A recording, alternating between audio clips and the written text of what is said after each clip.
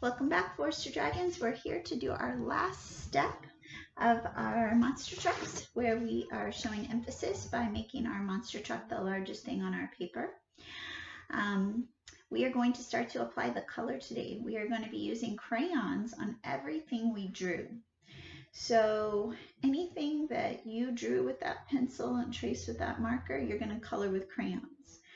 The background, the space, we're going to use either markers with water or you're going to use watercolor paint.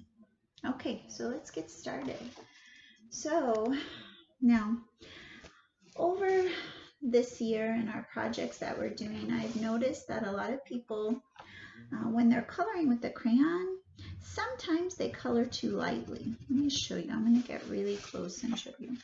So there's two ways. I can color really lightly like this, and you can see the paper showing through, or I can color really hard like this using some pressure, and it covers up the white paper. This also makes a perfect resist when you are using watercolors. It doesn't let the paint or the marker with water get in. So if I were to take some paint right now and blend it, see how it resists the crayon? But if I do it in here, do you see how it gets in there? That's because I didn't color hard enough. So please be sure that you color hard enough with the crayon when you are coloring. And don't just color everything with one color. Be sure that you make it interesting. Use lots of colors, okay? So we're using lots of pressure, and we are coloring everything in.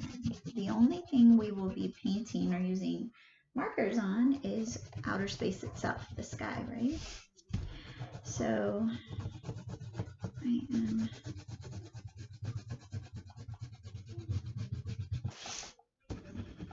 applying the pressure and coloring.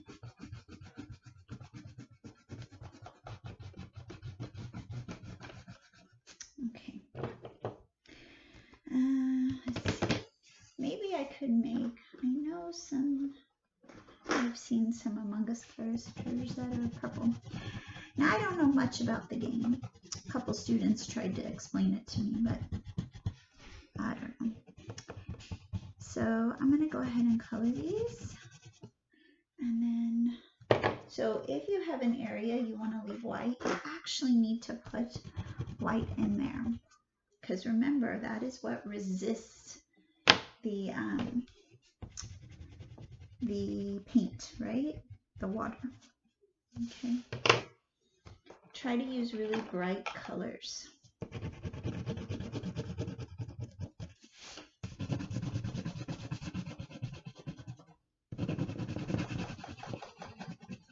Even on the sun, I'm not just going to do yellow. I'm going to take in and add other colors.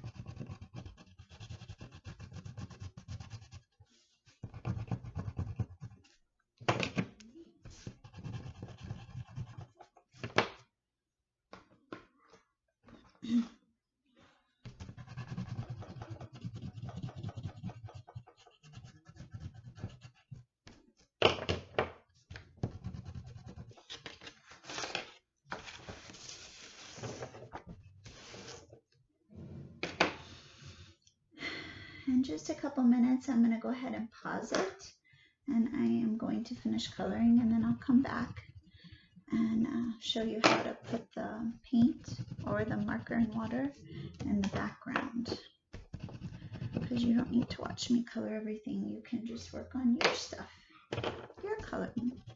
But be sure you use kind of bright colors depending on what color you're going to paint outer space. So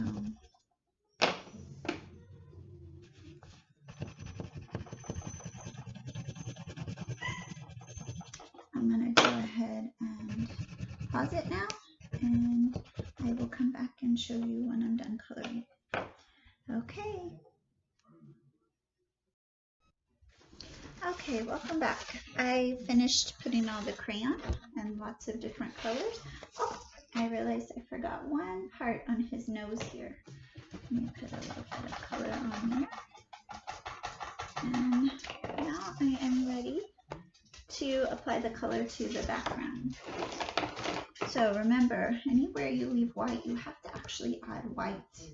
Now you can use the crayons because they resist and create swirls of white or gray or different colors in the background. And it's kind of interesting how they'll appear after you put the paint on top. Now remember, if you do not have watercolors, just like we've done in past projects, you're going to take markers, any color you want. And in this case, if you want your sky gray, I would use a black and just create lots of marker lines. Then you brush water and your brush over it, and that black marker will bleed and cover your space. In my case, I'm going to go ahead and use my watercolors. I gotta find where to put my brush right here. Okay, so I'm going to use this gray that I have here to fill in my space. You see where I put that white swirl? See how it pops out in outer space? And I would just fill, and if I paint where the crayon is, I can even overlap the crayon, like on my monster truck or on the anything else I drew, and it's going to brush right off because I pressed hard enough with the crayon that the paint will not get in there. And I'm just going to fill in. Now, just because you want space gray or black, you don't have to do that. But if you've used a lot of colors in the things you drew, you probably want to keep your background more basic, like a single color.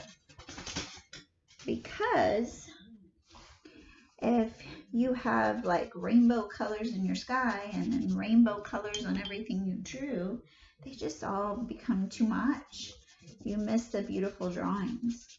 So keep your background kind of simple if you were really colorful in your things you drew.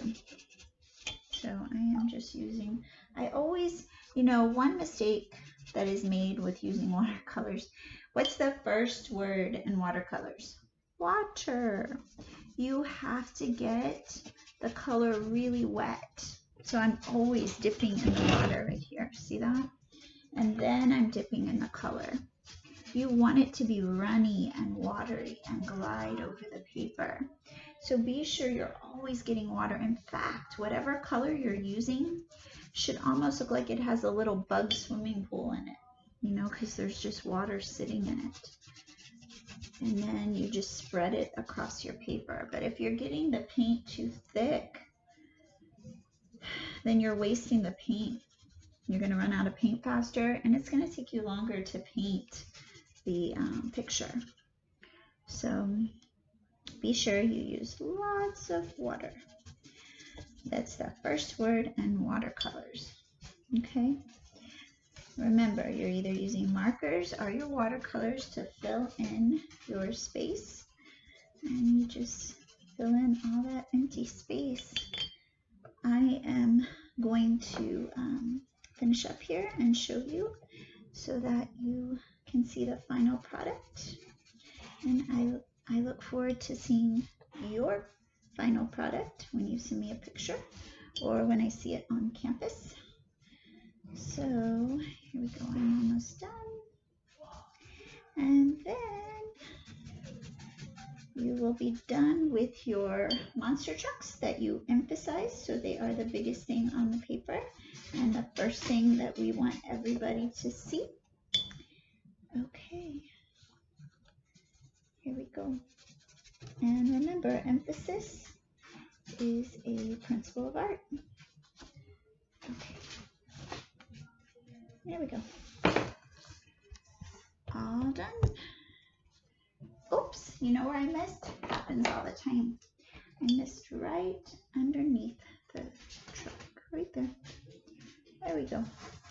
So now my monster truck is all done. I hope you had fun, and I'll see you next time.